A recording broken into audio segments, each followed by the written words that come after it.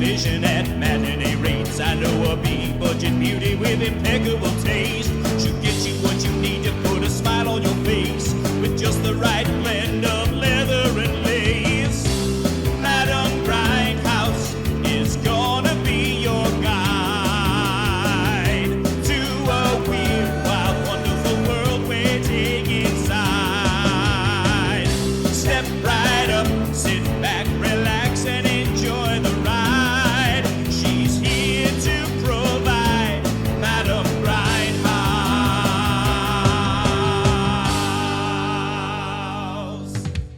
Hello, my little sprocket friends and cinematic masochists. It's me, Madam Grindhouse, your cinematrix of the silver screen.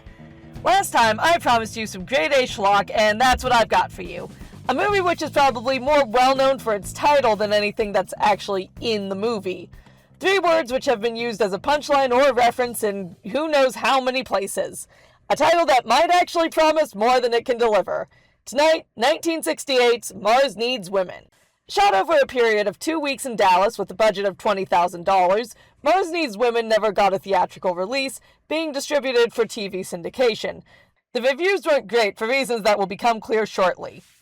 The only really notable things about this movie are its 2 stars, Yvonne Craig, who most viewers would recognize as Batgirl in the 3rd season of the Adam West Batman show, and Tommy Kirk, who was well known as the star of several successful live-action Disney movies throughout the 50s and 60s. I realize that's kind of an oxymoron with well-known live-action Disney movie in the 50s. But by this point in his career, things had taken a turn for the worse for him. In his private life, Kirk was a closeted bisexual under contract for a studio notoriously protective of its brand image, as it still is, and it was an open secret that Kirk had problems with drugs and alcohol. After he had finished filming The Misadventures of Merlin Jones, Kirk was involved in a major scandal. The details are outside the scope of this show, but you can find them pretty easily online. The end result was Disney dropped Kirk like a hot rock afterwards, only bringing him back once to film The Monkey's Uncle, the sequel to Merlin Jones, after that movie was a hit. It would be his final work with Disney. And it was during this decline that he made Mars Needs Women, a movie which he admitted outright was a job he took solely for the paycheck. As you can imagine, that does not bode well for the movie as a whole. We open with tennis. And that woman is clearly humoring her partner because nobody smells like that while playing tennis. Oh, I see. We're getting top-of-the-line special effects in this movie.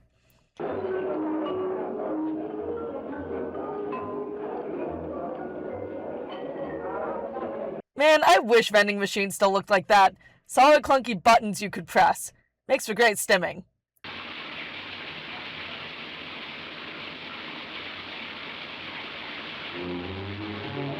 Oh, of course they abduct a woman in the shower. And don't get your hopes up, gang. The Hays Code hadn't been completely dismantled yet, and like I said, this wound up being a TV movie. So sorry, no Patreon exclusive version of this episode. But since I've brought it up and we haven't gotten too far into the movie, please help keep the Roxy open by donating to our Patreon at patreon.com/dubiouscon. By becoming a backer, you get early access to videos, uncut and uncensored episodes of my show with all the stuff YouTube won't let us show you, and special exclusive content. Right now, you can see Aaron and Julie, the brains behind this operation, talk about the 2026 Masters of the Universe movie. But we have plans in the work for Patreon-only bonus episodes of this show for 2027. More details later on that. So please, give us your money. It helps keep the lights on, my voice functioning, and pays for things like food, and shelter, and torture implements. Okay, shelf for the Patreon over, back to the movie. What's next? An overreacting military official? It's just 3 words. I didn't ask for a word count. Give me the message. Colonel, the message is Mars needs women. My God! Can they take my mother-in-law? It's a late 60s movie. We gotta get one mother-in-law joke in there. But I do appreciate we get right to the point and go straight to the credits. And this is probably one of the shittiest looking spaceships I've ever seen in these kinds of movies. It's not even charmingly cheap. It's just bland. So the credits roll and, ooh, Yvonne Craig. She's usually good in anything. Maybe this won't suck after all. I'm sorry to trouble you at this hour, Mr. Secretary. Quite all right. Where are we, Bob? It appears to be a room with a large map of Amtrak's major routes, Phil. Colonel Bob here reports what's going on to the secretary, then goes back to the main room. The message has changed, and whoever's sending it plans to communicate, but anything that could scan for them has to be deactivated. Ultimatums. Ultimatums from an enemy we haven't even seen yet. Sir, how can we be sure it is an enemy? How do I know that's actually your forehead and not your This Island Earth cosplay, Keith? This film is sponsored by Fedtro. Fedtro, taking a valuable runtime since 1953. Colonel Bob has the scanners deactivated, and the Martians start to broadcast. We have attempted to seize 3 women by transponder. We have been unsuccessful. Wait, so what the hell happened to them? Are they just atoms drifting through space? Did they come back? Did anybody turn off that third woman's shower? The Martian leader, who uses the name DOP or Fellow Number 1, depending on the scene, appears in the room. He is played by Tommy Kirk. We have been spaceborne for 70 days, and we have maintained a constant of 25,000 miles per hour. Oh, how fortunate they use imperial measurements, unlike those godless un-American metric units. Again, 1968. Gotta make a metric system joke, too. DOP says they're here for Earthwomen because Mars's female population is declining rapidly, which does not bode well for the birth rates. Since the abductions failed, they are now looking for 5 volunteers to go back with them to Mars. Okay, 2 things. 1, 5 women doesn't seem like enough to determine if this plan is even viable. Population sizes be damned. And 2, just put out a personal ad in the newspaper. I know at least 38 other women who'd be down to mate with Martians. Admittedly, a few of them would be disappointed that you look like regular dudes, but I think they'd still be into it for the experience. We seek female volunteers, unmarried, of good health, and possessing the common indicators of fertility and reproduction. Oh, how fortunate they also respect the Earth value of monogamy. Not like there are any married women who dream of being whisked away from their thankless dead-end marriages out there. Colonel Bob, being a military douche in a bad sci-fi movie, demands the Martians leave immediately. But DOP says fuck that and goes back to the ship to execute Plan B. Plan B involves actually landing on the planet and getting 5 women that way. Meanwhile, Colonel Bob gives the media the go-ahead to go public. There is no panic, just paralysis, as the most powerful nation on Earth is humbled by 5 men in a space cylinder, hurtling toward the approximate vicinity of Houston, Texas. Houston, you have a problem. So after the military tries to attack the ship with stock footage, the plot gets moving again and... We better get out of here. We both had too many. Thank you, ADR Fisherman, for that completely unfunny gag. The Martian ship lands and... that is a giant boob. They had to know what they were doing when they designed this thing, right? So these are the other Martians, and basically they have all the personality of a cardboard cutout. They don't even have names. They're just referred to as Fellow Number whatever. Well, except for Fellow Number 2, who's the medical officer, so he occasionally gets referred to as Doctor. The other 3 are pretty much interchangeable otherwise, although one of them, typical for this kind of movie, is more prone to being hostile than the others. Not that this really becomes an issue or anything remotely interesting. The Martians have only 24 hours to complete their mission, for some reason, so they're off and running immediately. Our immediate needs are Earth apparel, an automobile, Earth currency, and a map of the city and its environs. Wait, you had a scale model of this old ice factory you're hiding in, and knew in advance it was abandoned, but you didn't plan for transportation, money, Earth clothes, or even to know where the hell you need to go? No wonder Mars is in trouble. I guess this is why they need women. If there's resistance, Fellow 3, this is a non-hostile mission. I see no reason for violence. If, however, you are confronted, you may resort to the use of hypnosis. Hypnosis, huh? Well, that's kinda random. Unless it's somebody's kink. Yes, I know, I've seen the internet. Hypnosis is a lot of people's kink. Fellow 4, transportation is your responsibility. We cannot buy or rent a vehicle, so it must be borrowed. To take just any automobile would invite interference from the police. Borrow, huh? Why do I get the feeling this guy is never going to see his car again? Actually, now that I think about it, how the hell do you know how to drive a Ford anyway? I mean, if Mars is so advanced technologically to have interplanetary space travel and teleportation, wouldn't they not really know how to operate machinery at a lower tech level?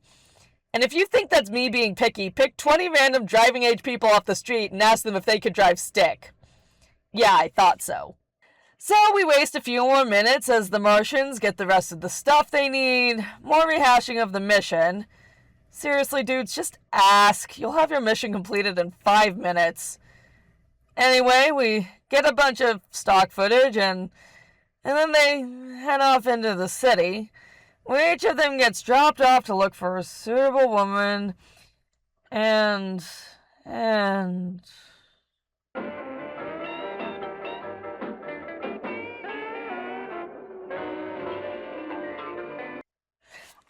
I'm awake! And damn! So nice to see the strip club caters to all genders. You know what? While there isn't a Patreon exclusive version of this episode, I can at least let you see this scene in its entirety. Let's all sit back and enjoy.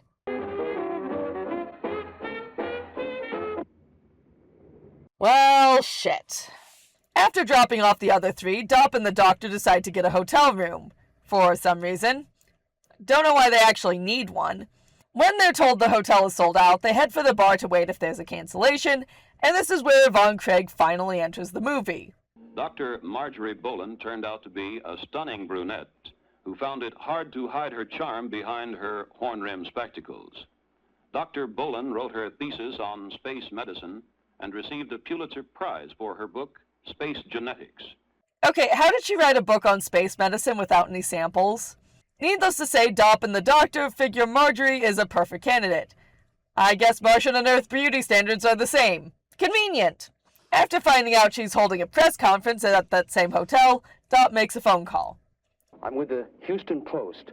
I'm expecting some reported friends of mine from the West Coast, a Mr. Ross and a Mr. Miller. The only recent arrivals from the West. Let's see, there's a Mr. Fast from Seattle. He's with the Seattle Sun. Fast. That's it, yes. May I have his room number, please? Just checked into 303. Thank you very much, sir. That sound you just heard is the producer, who has a day job working in the hotel industry, throwing things at the screen as what has just happened violates all known safety and privacy policies of every reputable hotel everywhere. Then again, it was the 60s, they probably had laxer standards. People were so trusting pre-Nixon.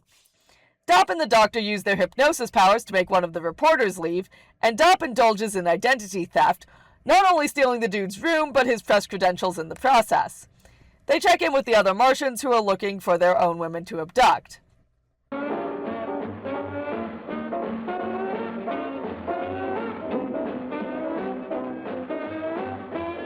Oh good, back to the strip club. God, I wish this movie was allowed to show her tits. Those things are fantastic. And fellow number 3 agrees, unfortunately. What do you want?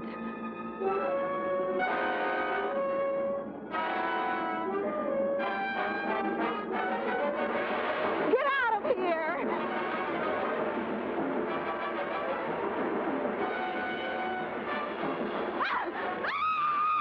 Jesus, movie, could you make this scene any more rapey?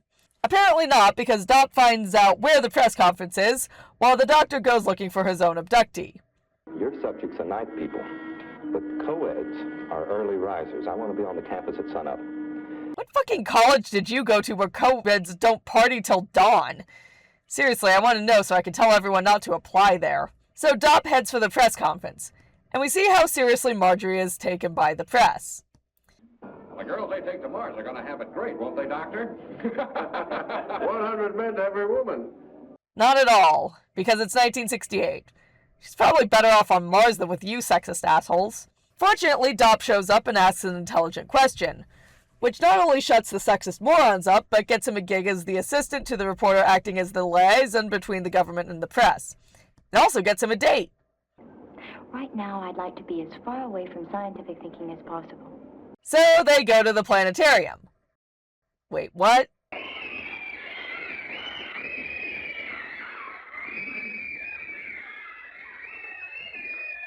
They must have loaded those kids with sugar. I have never seen kids look that excited to see a planetarium show, even with audience participation. This transit is important for our voyage to Mars because the timing of these objects across the sun's surface will indicate any corrective thrust maneuver that must be made. Wait, are we actually going to show this whole damn thing? Mars, the one planet that shows Mars. The one planet that shows evidence of being habitable. Its distance from the Earth varies from between 65 and 35 million miles. It's about half the size of Earth. Okay, so yeah. While we're sitting through this whole damn thing instead of getting on with the plot, and we can't get back to the tits, a little trivia. Tommy Kirk got to be good friends with the director, Larry Buchanan. And reportedly, Buchanan let him improvise his monologue about Mars, and also do some minor rewrites during production. It's about as scientifically accurate as, say, Star Wars, but he does deliver it with conviction, and make me really believe that Dop does love his home. Also, what time is it? The press conference was supposed to be at 10 p.m., and Marjorie says she's known Dop less than 5 hours. So it is, supposed to be 3 in the morning now? Honestly, who knows? Because the other Martians get their targets in what looks to be broad daylight, including at a football game. If there was any sort of time skip here, the movie did a terrible job of telling us this. In fact, I'm just going to skip ahead quite a bit. Nothing really happens in the next 10 or so minutes except a stewardess and a homecoming queen getting abducted by fellows 4 and 5. This, apparently, alarms the scientists and the military. We are dealing with an enemy that professes non-hostility while abducting Earth's females. We are helpless because he has mastered a science that we still treat as a parlor game. But let's not speculate. Let us use logic.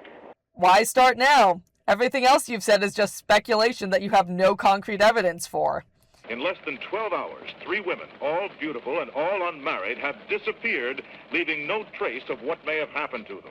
3 women going missing in a 12-hour period isn't all that unusual, dude. Though they are white women, so I guess you do care about them. The news goes out, but that doesn't matter since it's the doctor's turn to go after the co-ed he's interested in. Funny. Trees are the most difficult things in the world to paint properly. Yet children always start with trees. You don't even know what a tree is. You live on a desolate ball of rock. Oh joy, Colonel Bob's back. We find that the action surrounds this area, principally made up of a big lake just east of the city. Now there's nothing here but abandoned wharves, an old ice factory, and a large generating plant. Marjorie manages to get these idiots to actually listen to her when she points out the abandoned ice factory has the chemicals the Martians would need to freeze their targets for the trip back to Mars. How she knows this, I don't care. And the factory is close to where all the women have been abducted so far. Padlocked back when we had the controversy over the fluoridation of the city water supply. They're putting chemicals in the water and turning all the aliens gay. Actually, I know another 38 women who would definitely be into that. And about 50 men who would, too. Our first interplanetary travel will be done in a state of sleep and frozen. Man can be thrust through space, never knowing the ill effects of space travel. Not knowing about them is not the same as those effects not existing. Or the boredom from being confined in a closed vehicle over a long period of time. What about the boredom induced by this movie? Can sleep freeze cure that? The other scientist says there's a water line that flows into the ice factory, and when Colonel Bob asks if it's big enough for a vehicle, he answers in the affirmative. I've cut the nose arteries. Nose arteries? Did I hear that right? I'm not crazy, am I? I couldn't find this movie with subtitles. You know what? Let's do some engagement. Comment nose arteries if that's what you heard too. Also, if you haven't yet, like and subscribe as well. Let's appease the algorithm since our last video actually got some traction. Oh, and welcome to any new subscribers who saw that video. Anyway, the liaison reporter gets suspicious when he gets cut out of the loop, and he asks Dop to get Marjorie's confidence. Convenient. Again. So it's another date where Marjorie takes Dop to the museum wing dedicated to her dead dad. Don't know why you didn't just take her to the ship, dude. But I guess then this wouldn't happen.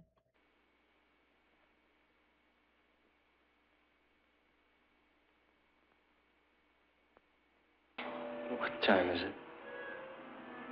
I kid you, and your only response is, what time is it? Smooth. Marjorie lets slip that the military is planning to raid the ice factory, causing Dop to try and ditch her, but she gets in the car in time before he takes off. Meanwhile, the other Martians are prepping the women they have for the trip back to Mars. Temperature 99.4. That seems kind of high.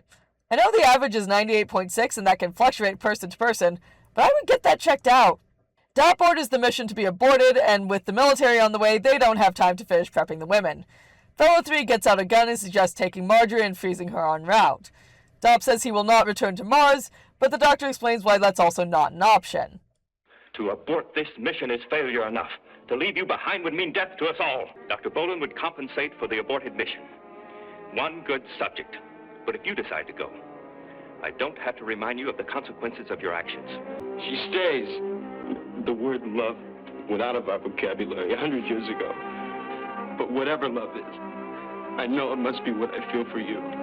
You just met her yesterday. I don't think love is on the table. Actually, I mentioned this earlier, but I want to elaborate here. Yes, the writing in this movie ranges from terrible to laughable, but Tommy Kirk is actually putting in the effort to make this crap work. The other Martians were just weird, but he conveys a man who deeply loves his home and his people, while also having a conscience about the mission. Makes me wonder what he could have done with a good script. So the military attacks, the Martians get back in their ship, with the doctor telling Marjorie that the other women are mildly sedated and should wake up shortly, and they take off. And Colonel Bob gets the last word. Well, can't you tell us anything? Jesus Christ, Bob, how about giving her a few minutes before starting the debriefing? There's no denying it, this is a bad movie. It's full of stock footage and scenes with no dialogue that go on for too long.